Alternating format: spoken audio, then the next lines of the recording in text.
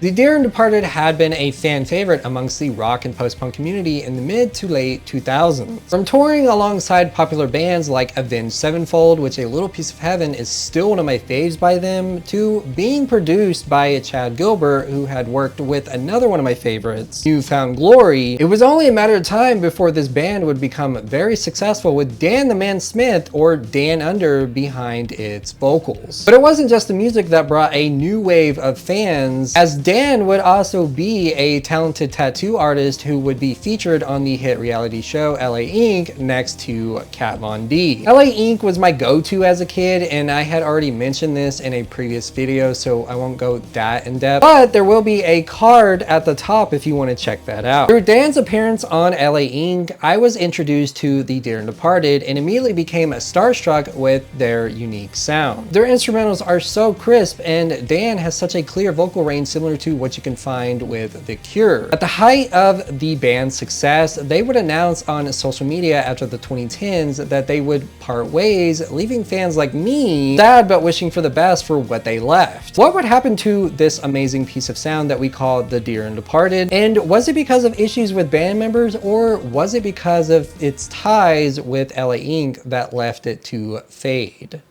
Every waking moment of the late 2000s were filled with teased hair, studded belts, and punk inspiration, but one band to really push this artistic statement would be the Dear and Departed. From its gothic undertones to its more punk background, this band would see the world with other successful artists like AFI, leaving an impression within the headbanging rock community. Digging into this band's history was very interesting because it had actually been in tune way before the 2000s. However, I do need to note that a lot of its background deals with Dan Smith or Dan Under, but it was a collective experience with all of the members that created a fan base. In the late 90s, the punk and hardcore scene were really big around Australia and the UK, that it would see the lead vocalist of the Dear and Departed, Dan, going to shows and working the underground culture. Dan would play a role in a few bands as bass, which is a very slept on instrument, I have to add, moving the needle closer to the US to focus on his tattoo artistry as well as music. This would introduce the band Day of Contempt into Orange County, California, in which they gained success touring alongside major artists like Good Charlotte. It wasn't until 2006 where the Dear and Departed would be Day of Contempt's new face, as its lead members would leave either for personal reasons or the lifestyle of touring, which is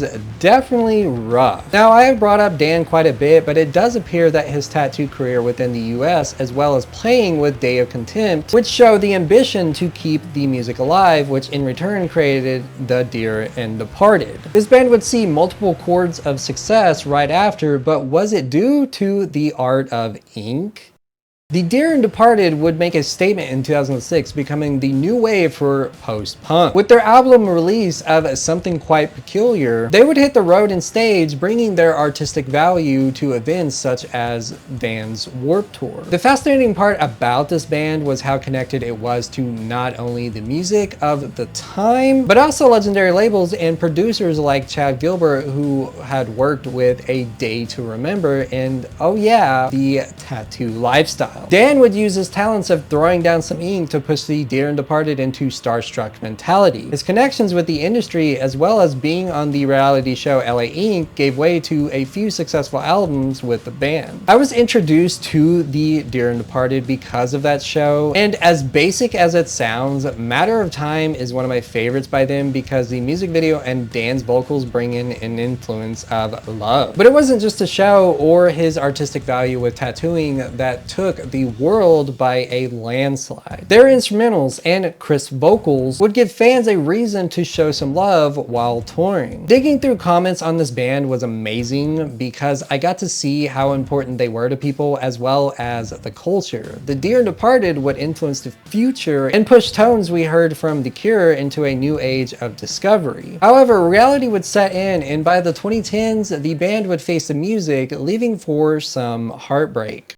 At the height of the Dear and Departed success, they would see some hardship, bringing an end to the style we had come to know and love. In a 2012 Facebook post, the Dear and Departed page would announce that the band had decided to close the curtains, but had been lucky enough to travel as well as work alongside some amazing talents. Through everything I read and could find on what remains of this band, it does appear that lineup changes, the life of touring, and balancing a reality show within the band were some of the factors to why it ended. Now, I have stated this in a few of my videos, but touring can be difficult, especially if you're gone for months at a time. So it definitely could be draining for anyone, but money can also play a factor into that type of stress. It wasn't just touring, however, as through the band's 6-year journey, it would see multiple member changes. In an interview showcased on musictrespass.com, Dan would be questioned on how the band has changed through lineup switches. Reading through his response, it would be noted that there's nothing worse than not feeling right while playing, and the current lineup was the best for the band. Balancing and managing the band would become even more difficult when LA Ink would be thrown into its success. Not to mention Dan still holding down his tattoo artistry. This would lead the band to feeling like they were running against the wind. But it wasn't all doom and gloom, as the Dear and Departed would come back with a new sound, giving us fans some nostalgia to fall back on.